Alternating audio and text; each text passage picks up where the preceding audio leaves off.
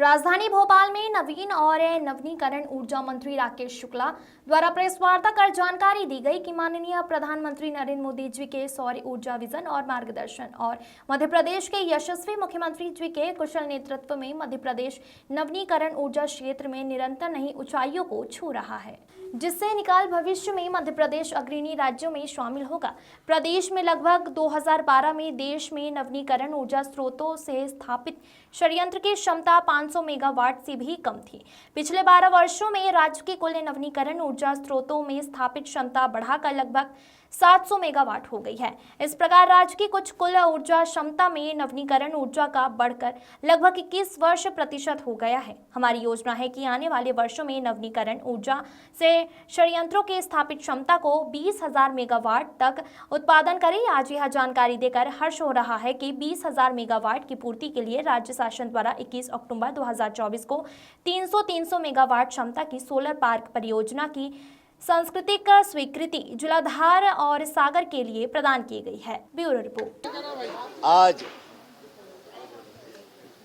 नवकरणीय ऊर्जा विभाग की तरफ से इस प्रेस वार्ता में आप सभी का स्वागत है। आज हमारे विभाग द्वारा हमारे देश के यशस्वी प्रधानमंत्री, उनकी दूरदर्शिता आदरणीय मोदी जी का सपना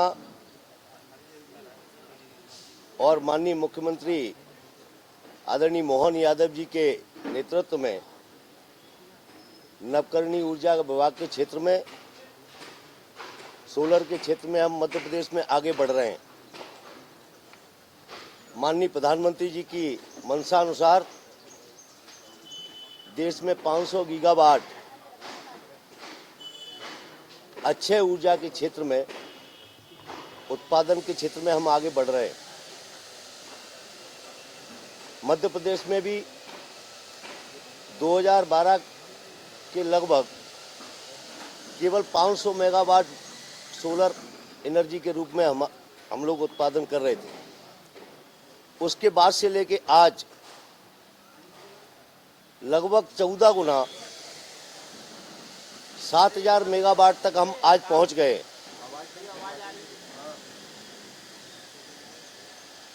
आज हम 7,000 मेगावाट की क्षमता मध्य प्रदेश की सरकार ने उत्पादन के क्षेत्र में प्राप्त की है। लगातार माननीय प्रधानमंत्री जी के कुशल नेतृत्व और मुख्यमंत्री जी के मार्गदर्शन में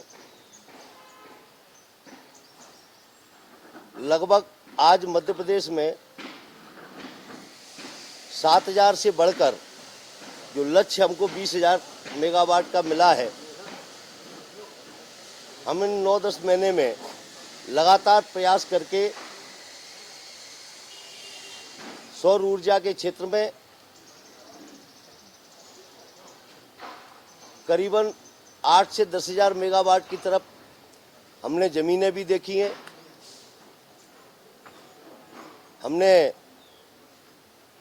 अभी हम ओंकारेश्वर गए थे, जहां पर मुझे बताने में बहुत खुशी है कि देश का 8वां अजूबा मां नर्मदा जी की गोद में हम फ्लोटिंग सोलर प्लांट जो हमारा ओंकारेश्वर में है, उसको देखने गए थे। मैं आप लोगों से भी निवेदन करूंगा कि ओंकारेश्वर जाएं। ये हमारे मध्य प्रदेश के लिए बड़ा गौरव का क्षण है कि वो परियोजना हमारी 278 मेगावाट आज की तारीख में उत्पादन शुरू हो गया है और करीबन हम 550 के ऊपर मेगावाट तक उसको ले जा रहे हैं, जिस पे काम चल रहा है। बड़ी बात यह है कि वे पूर्ण रूप से स्वदेशी है। उसमें एक कील भी किसी विदेशी कील नहीं लगी उसमें। ये हमारे लिए बड़े गौरव की बात है। और सीएम साहब के मार्गदर्शन में, माननीय प्रधानमंत्री जी के कुशल नेतृत्व और माननीय मुख्यमंत्री जी के मार्गदर्शन में मध्य प्रदेश में हम सोलर ऊर्जा के क्षेत्र में काम कर रहे हैं और लगातार ऐसे मध्य प्रदेश चारों दिशाओं में, पूर्व, पश्चिम, उत्तर, दक्षिण में लगातार हम जमीन चिन्हित करने का मामला है तो जमीन हमारी सब जगह चिन्हित हो रही है। हमारे अगर फ्लोटिंग का मामला है, फ्लोटिंग बिंडिक के क्षेत्र में हम